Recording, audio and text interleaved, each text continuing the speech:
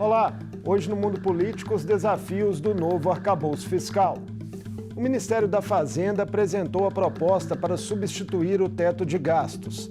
E as regras tentam combinar responsabilidade com as contas e condições para investimentos em áreas essenciais. O plano anunciado é execuível? Quais os seus pontos mais complexos e os possíveis impactos? E as perspectivas da discussão do tema no Congresso Nacional. Eu converso com o economista e professor do INSPER, Otto Nogami. Bem-vindo, professor, mais uma vez ao Mundo Político. Um prazer recebê-lo. Muito obrigado pelo convite, é um prazer estar aqui, principalmente para conversarmos sobre um tema tão relevante como é essa questão do arcabouço fiscal. Professor, em linhas gerais, você considera que o plano anunciado pelo governo Lula está à altura do desafio de combinar responsabilidade fiscal com investimentos em áreas essenciais e retomada do crescimento?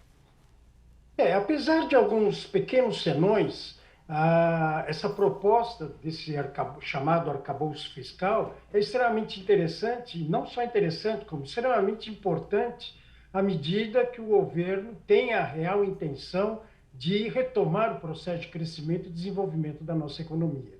Então, são regras, inclusive, que atualizam um pouco aquela ideia vamos colocar assim, do projeto anterior, ou do plano anterior em vigor, que era justamente a do teto dos gastos. Então, realmente, é um mecanismo, né, que tem grandes chances de favorecer a economia brasileira. De forma didática, para quem está nos assistindo, quais seriam as principais diferenças, as mais marcantes, entre esse novo plano e o teto de gastos? Na verdade, em linhas gerais, esse novo projeto, ele procura vincular os dispêndios do governo com relação à própria performance da economia e à inflação. Então, ele cria parâmetros, né, dentro dos quais a economia ou os gastos do governo terão que se comportar.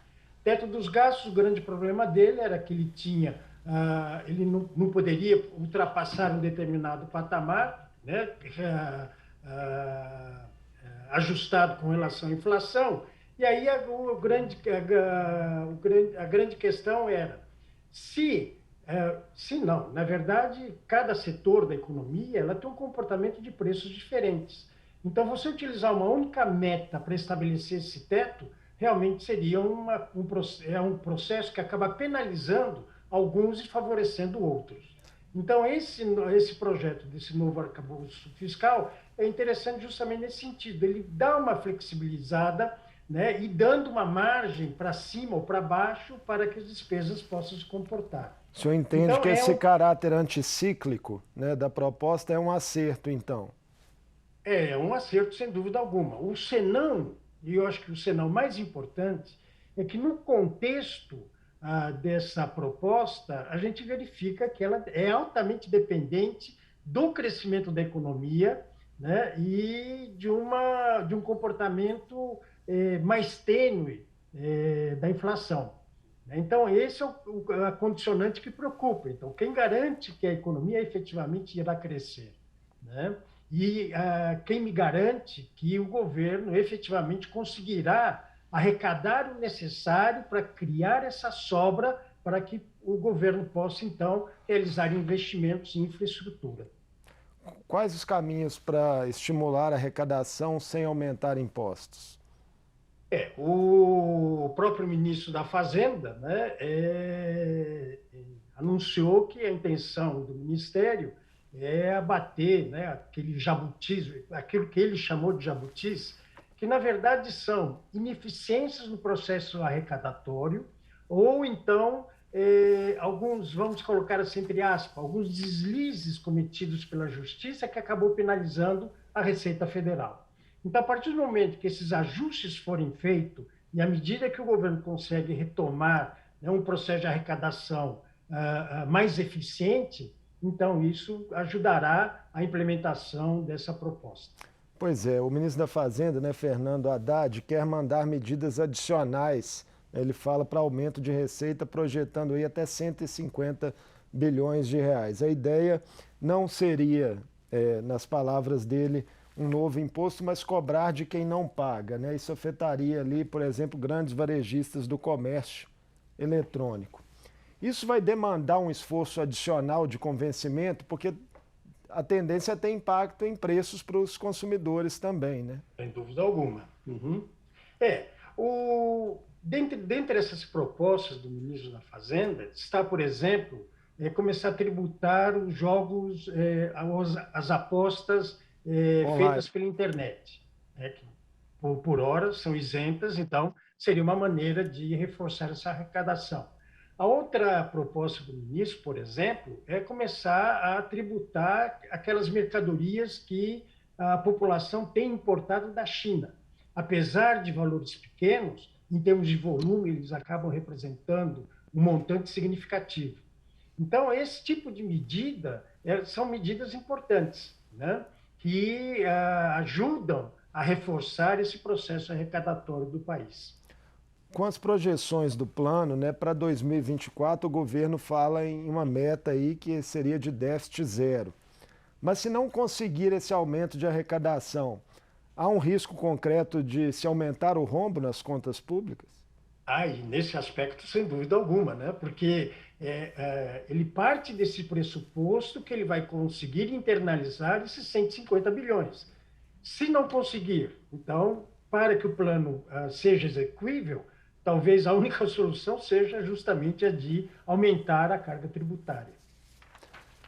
Como é que o senhor viu as reações, né, divididas entre o mercado, né, e a própria classe política ali em relação ao anúncio, entre figuras mais otimistas, outros mais críticos, mais céticos?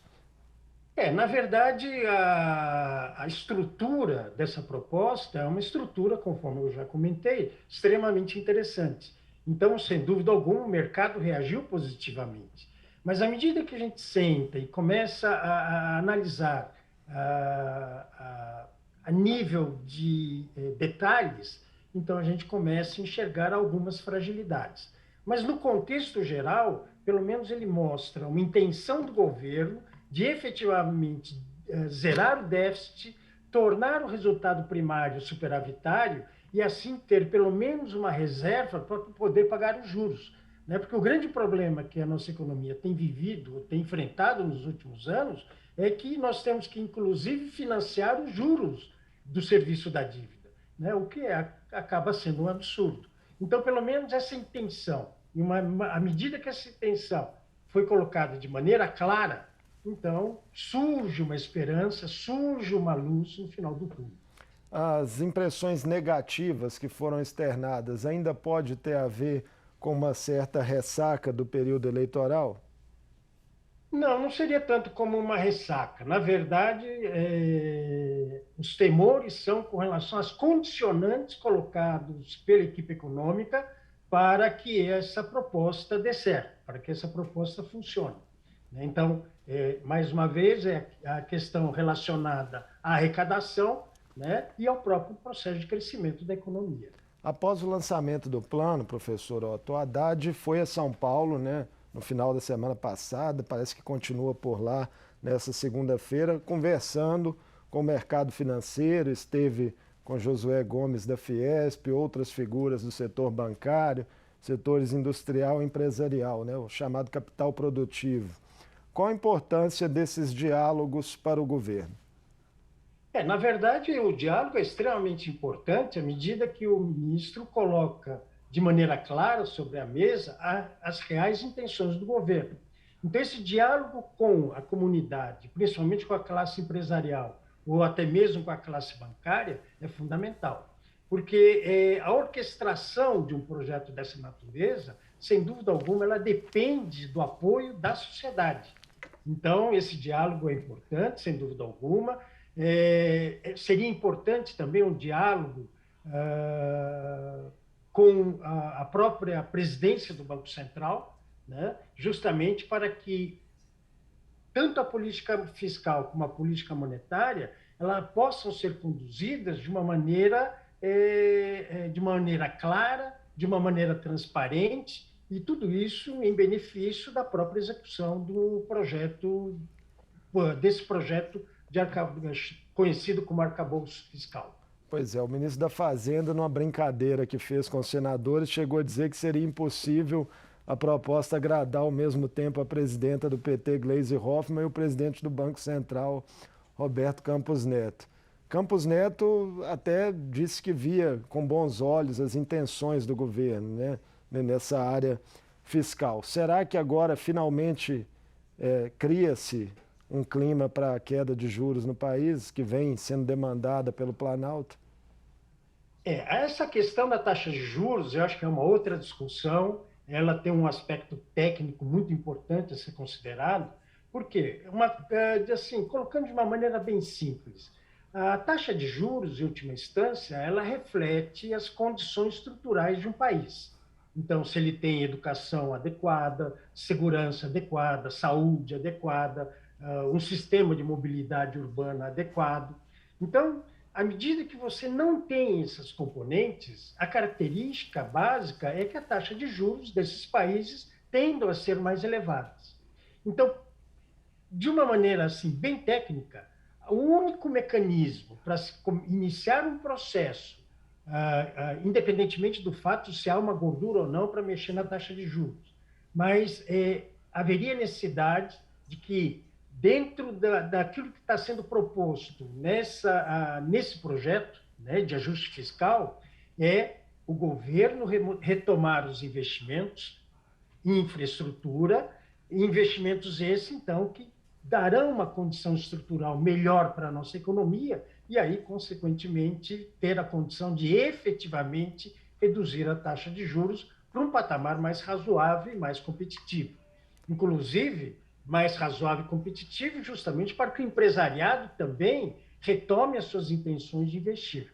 Né? Porque a 13,75, o custo de oportunidade para o investidor é muito alto. Pois é, a queda, então, também seria, de certa forma, um estímulo necessário para que a economia voltasse a crescer. O que vem antes? Bom, indiscutivelmente, acho que a prioridade, como a própria proposta desse ajuste fiscal faz, é retomar investimentos em infraestrutura. Isso é fundamental. Então, a partir do momento que nós começamos a executar esses investimentos, aí sim teremos uma perspectiva do início da queda da taxa de juros. Professor, antecipar queda é a pior coisa que existe.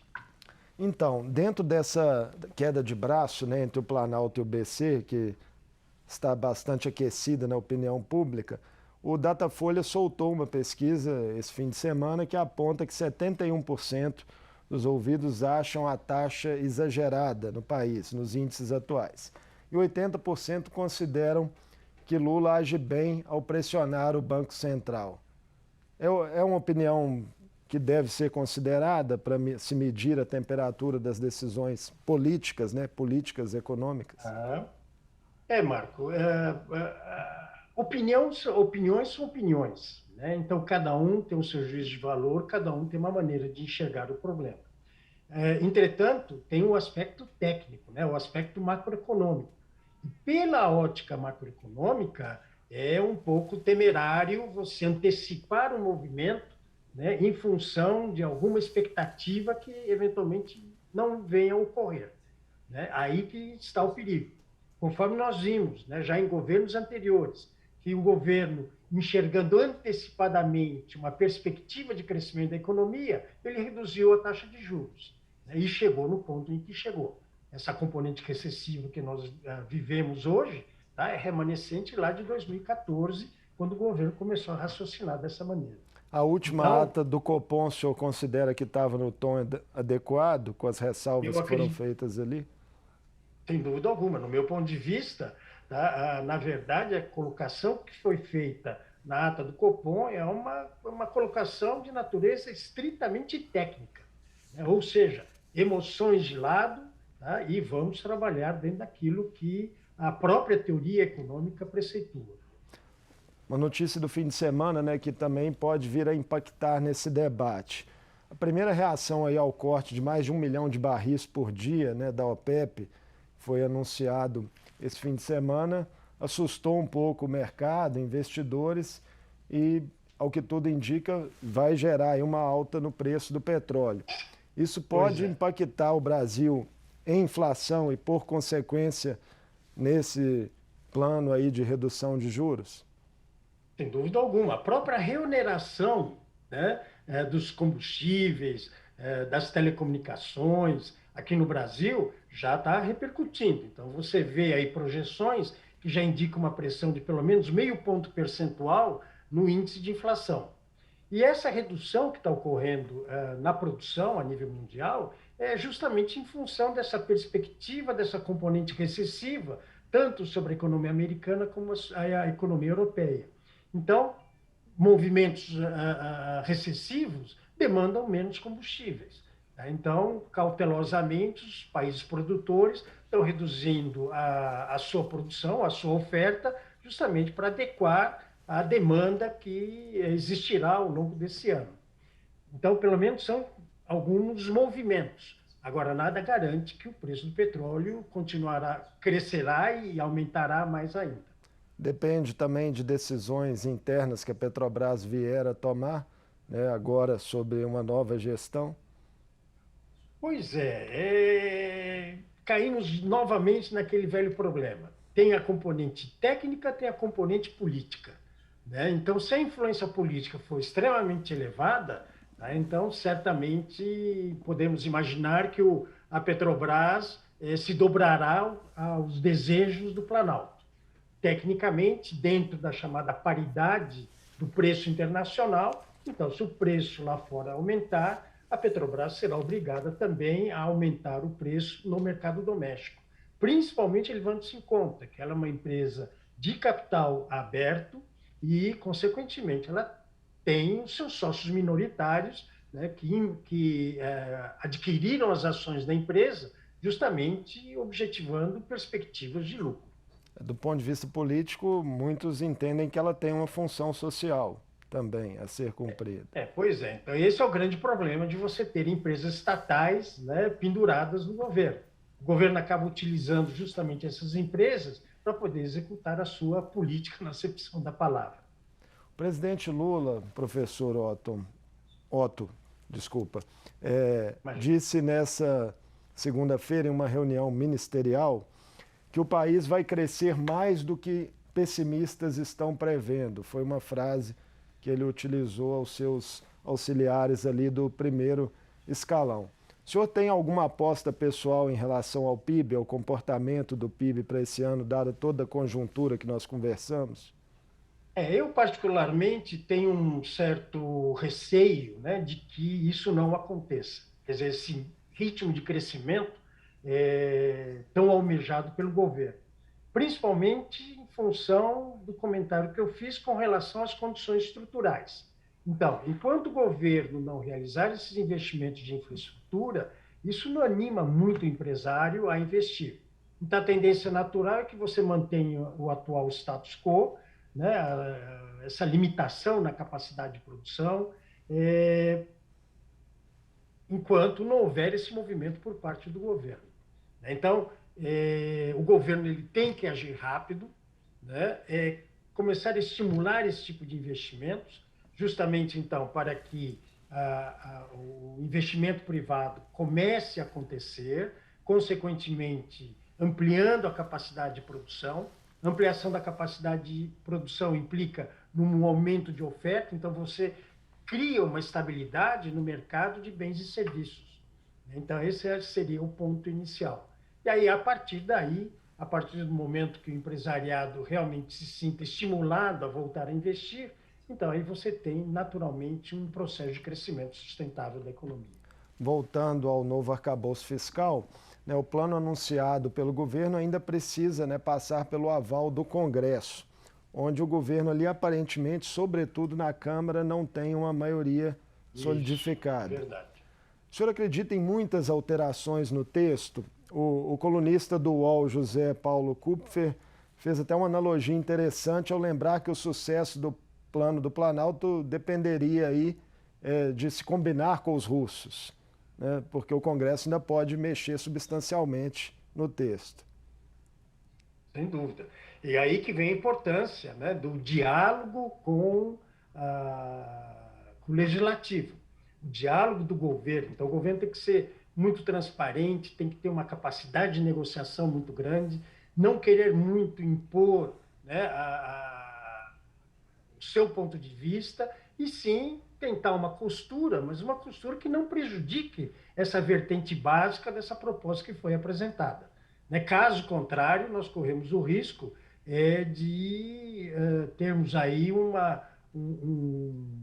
vamos colocar assim, um meio projeto, tá? E meio projeto, a essa altura do campeonato, não vai funcionar.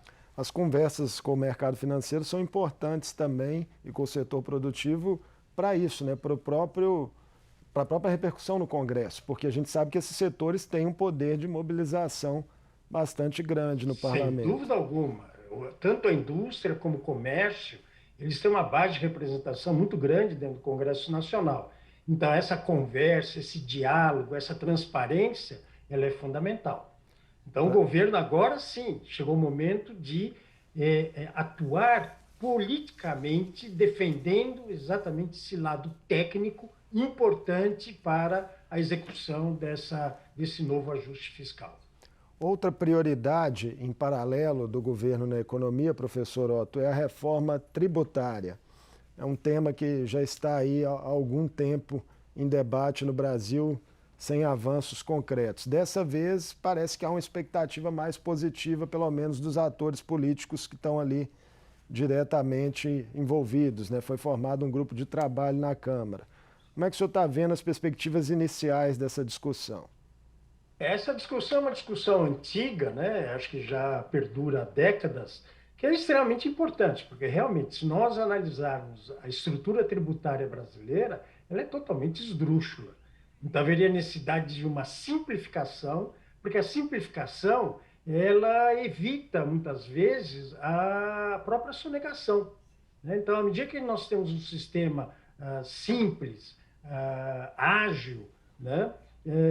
E beneficiando as empresas, então, sem dúvida alguma, o risco, né, de sonegação diminui de uma maneira extraordinária. Porque o que acontece? Uma empresa, por mais cautelosa que ela seja na escrituração dos seus dados e recolhimento dos tributos devidos, tá? Sempre por essa complexidade do nosso sistema tributário, a empresa sempre acaba sendo multada por um equívoco cometido, justamente por essa complexidade. Então, muitas vezes essa situação leva ou potencializa a perspectiva de uma sonegação. Então, a questão da reforma tributária é fundamental e quanto mais simples ela for, melhor será para a economia, consequentemente, melhor para a própria sociedade. E como ela, né, essa reforma tributária poderia se correlacionar com o arcabouço fiscal? Não, ela é fundamental, por quê? Porque a partir do momento que você realiza uma reforma tributária eficiente, a perspectiva, então, e à medida que você reduz com isso a perspectiva de uma sonegação, é uma relação direta. A capacidade de arrecadação, naturalmente, ela tende a aumentar. E quais deveriam ser, na sua avaliação, professor Otto, os pontos cruciais de mudanças no atual sistema tributário brasileiro, que é bastante complexo? Eu acho que o melhor caminho seria partir por uma simplificação, né, conforme já foi proposto há muitos anos atrás, tá, um imposto de valor, sobre o valor agregado. Pronto. Né? Então, a cada processo de produção, dentro da cadeia de produção, ela seria tributada e acabou. Né? Sem esse negócio de compensação ou de circulação de mercadorias, enfim. Né? Então, seria um imposto único, juntando o imposto federal, IPI, e o estadual, ICMS, no único tributo. Isso já traria uma economia gigantesca para as empresas, porque a gente não pode esquecer que as empresas, dada essa complexidade do sistema arrecadatório brasileiro, tá, as empresas mantêm departamentos gigantescos só cuidando desse assunto. É um assunto que não tem relação nenhuma com aquilo que a empresa faz. Diferenças regionais que muitas vezes travaram o debate, né, entre os estados podem ser superadas? Sem dúvida alguma. Então, eu vou pegar aqui só um exemplo bem simples, né? Hoje nós somos os maiores produtores mundiais e exportadores de soja. Agora, curiosamente, uma soja que nós exportamos para a China, para depois nós importarmos o óleo e o farelo de soja. Ora, levar para a China para ser esmagado, então a resposta que muitas vezes a gente ouve, né, nos bastidores é de que é mais barato esmagar a soja na China e importar esses subprodutos, né, que continuam saindo mais baratos se a soja fosse esmagada aqui no Brasil. Professor Justamente por essas questões de natureza fiscal entre estados, né? É o ponto a ser superado, né, para que o projeto avance. Professor Otto, Claro. muito obrigado por essa conversa conosco no Mundo Político. Mais uma. Imagina, eu que agradeço, e espero realmente ter pontuado aí os aspectos mais importantes desse novo pacote de ajuste fiscal. O debate ainda vai render bastante, certamente. Ah, sem dúvida. Eu conversei com Otto Nogami, economista e professor do INSPER. Falamos sobre os debates entre os especialistas e na opinião pública em torno do novo arcabouço fiscal anunciado pelo governo Lula e seus possíveis impactos. O Mundo Político fica por aqui. Obrigado por nos acompanhar e até o próximo programa.